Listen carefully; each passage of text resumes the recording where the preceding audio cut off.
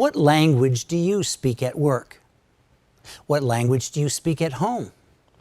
For millions of immigrants to the U.S., the answer changes as they move from public life to private life. When we're in the marketplace as sellers or consumers, we probably conduct a lot of our business in English. But at the end of the day, when second language speakers want to kick off their shoes, they probably go back to their native language. For most of us, our mother tongue means familiarity. Home is where we're comfortable. It's where we express feelings, not discuss spreadsheets. We talk about Tio Jorge's birthday party, or chubby-cheeked children, or whether the baba ganoush has too much lemon in it. Now, there are some Americans who don't like it when they hear Korean or Punjabi or Spanish being spoken in public. Their typical response is, "This is America, speak American." Of course, this is funny because American isn't a language. What we speak here is called English.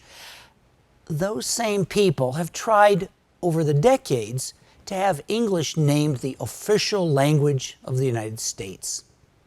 They've tried passing a variety of laws to restrict what people speak in this country or what language services are available in this country. Each group is called something a little different, and they claim they have slightly different goals. They're called English only, U.S. English, official English. The trouble is, many of these people are monolingual folks who don't understand the difficulty of learning a second language, and they want everyone to talk like them, without the understanding that speaking many languages is the natural way of doing business across the world. We need to promote multilingualism, not discourage it. Usually these English-only or official English folks claim they want to unify the country under one language. But how unifying is it to be told how you should communicate?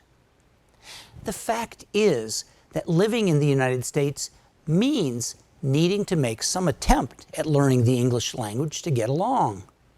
In other words, it's a natural consequence of adaptation, but it doesn't need to be a law. It's interesting that these same people don't want the government to tell them what to do in other areas of their life. They call it intrusion or big government. Sometimes they think it will save money because they can get rid of interpreters in courtrooms or hospitals. Let me ask you something. If you were traveling to another country and had to have surgery or go on trial, wouldn't you want to understand in your own language what was happening to you? In an advanced country, that is my expectation of how the system should work. Of course, the longer that immigrants live in the U.S., the better their English will usually become. Eventually, they may not need so much help. But what about the 75-year-old grandmother who moves to the U.S. from India because her granddaughter just opened a business? To be a good citizen and vote responsibly on ballot proposals like senior housing or school millages, they may need some help, unless you believe in a country that requires literacy tests for voting rights, which we outlawed in the 1960s. And finally, do you remember taking French or Spanish in high school? Was it hard for you? Maybe you quit after 2 years. Well, guess what? Just because you are not good at language learning doesn't mean that you're a bad citizen. It just means you stink at language learning. I know you have lots of other skills you bring to your neighborhood or your workplace. For Americans who grumble about those people speaking funny languages instead of English, I say let them alone. If younger immigrants want to get ahead, let's let the marketplace determine how they adapt to American English and culture, and not our own xenophobia.